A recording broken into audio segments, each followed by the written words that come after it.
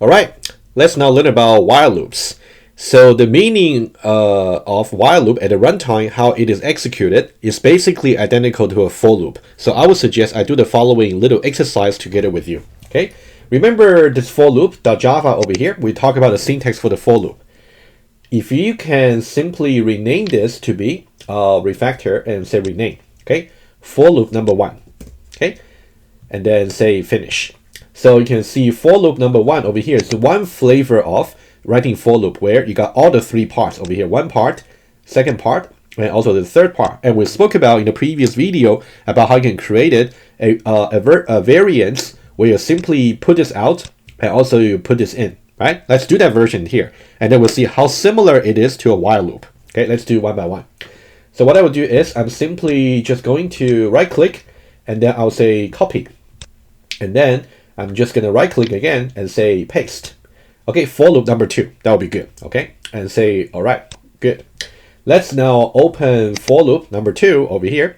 So I'm going to get rid of, actually, what's going to happen is, if I say integer, you know what, let me just show you the process over here.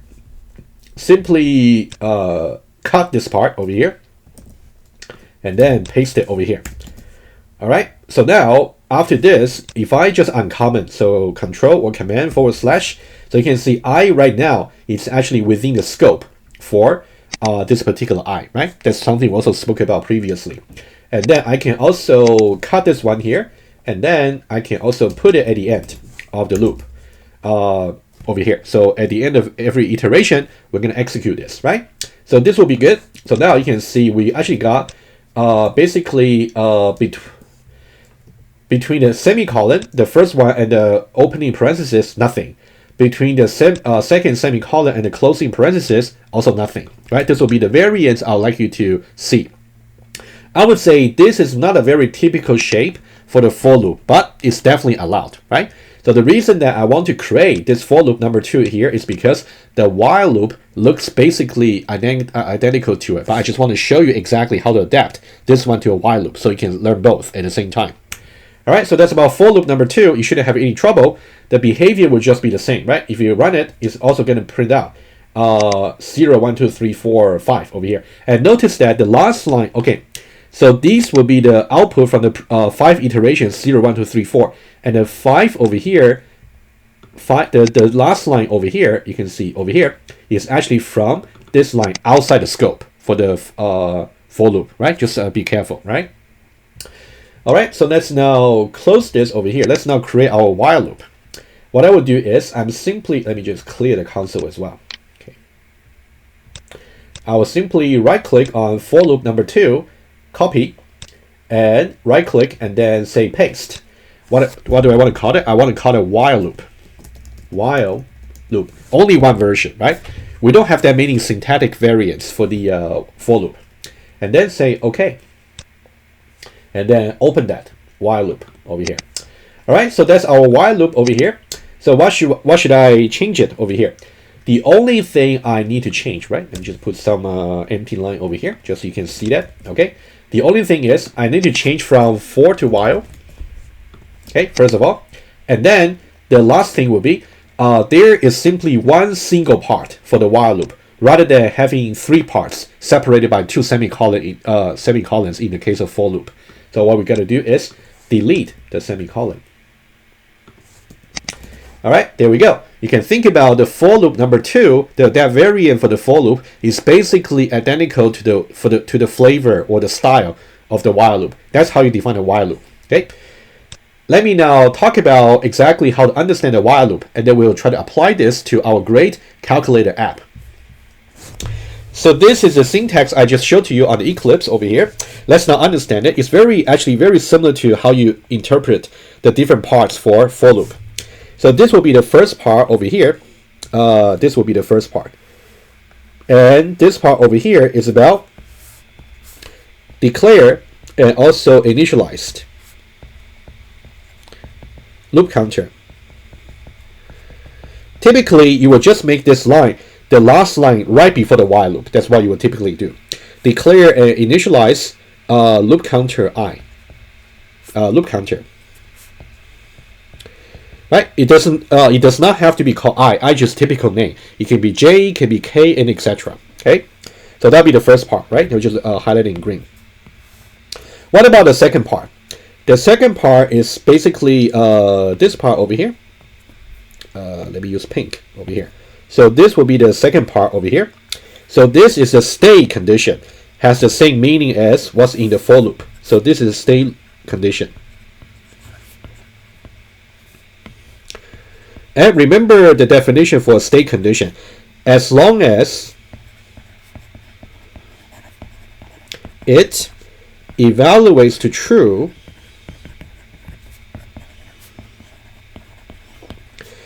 execute another iteration.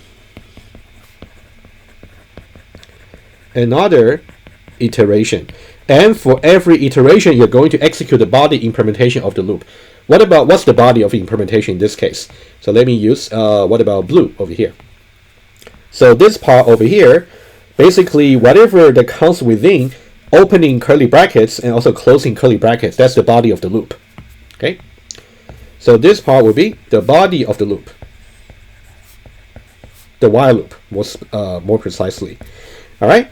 And then the final part I'd like to show you is you can see typically at the end. We can also say I++. That's why I said this is so similar to the variance for the for loop I spoke about. So this part over here is actually going to update the loop counter.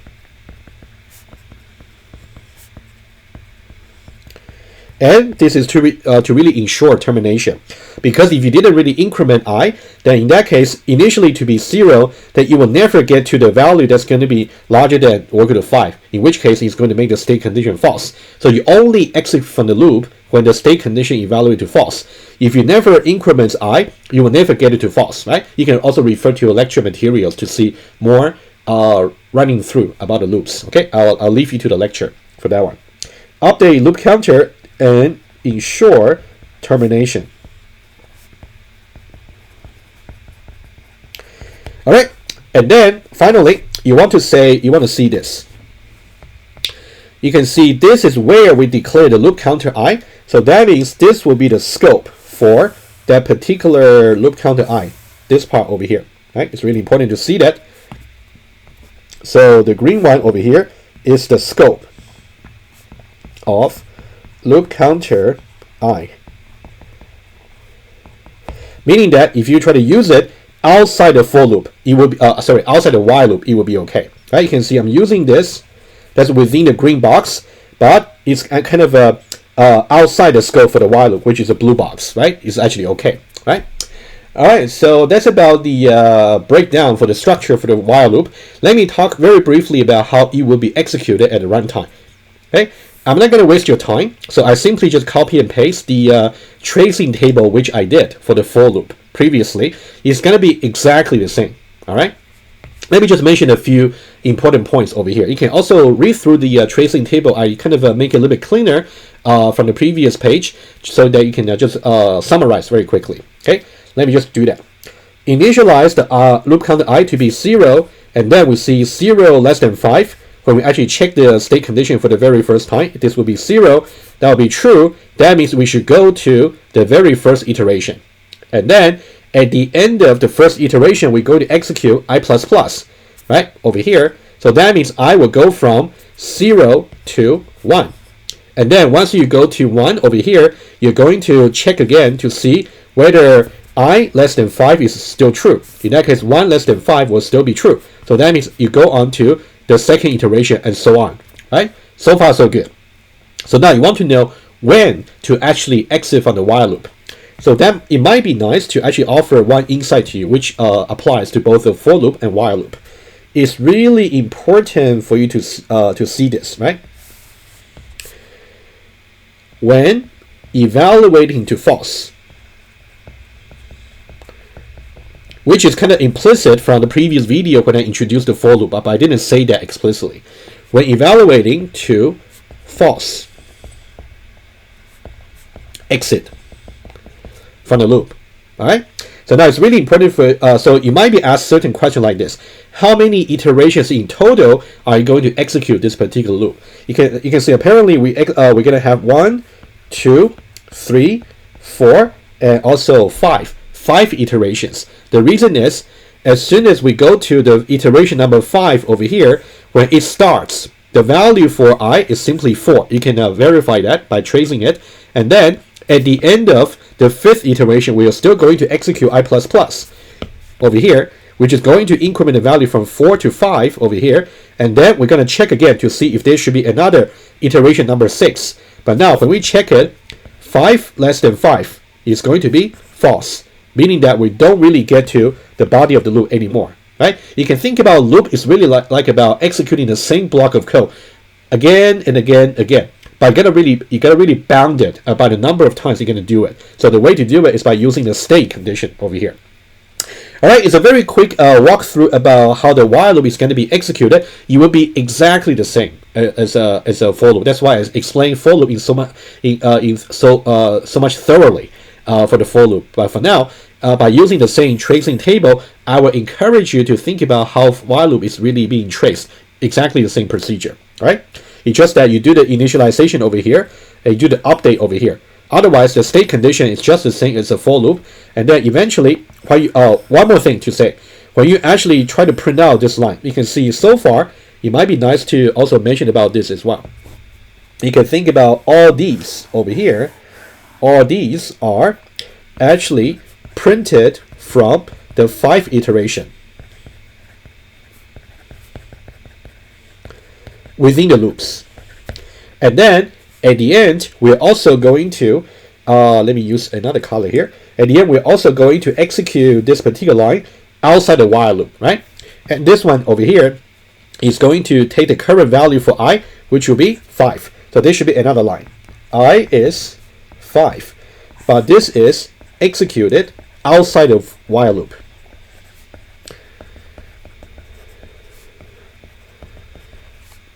And when I say outside the while loop, it's actually after exit, right? Because 5 is going to be evaluating false over here. 5 less than 5 is false. So which means once after we evaluating this, we're gonna bypass this part over here and go directly to execute this line over here.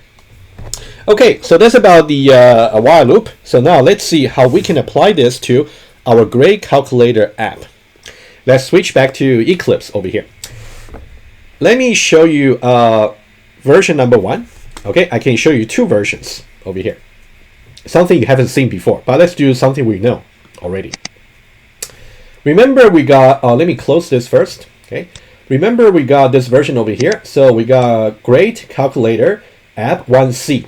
Okay, so this is the for loop that's using the very similar flavor as a while loop. So we can easily convert this into a while loop, right?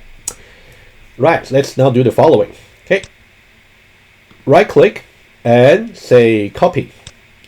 Right click and then say paste.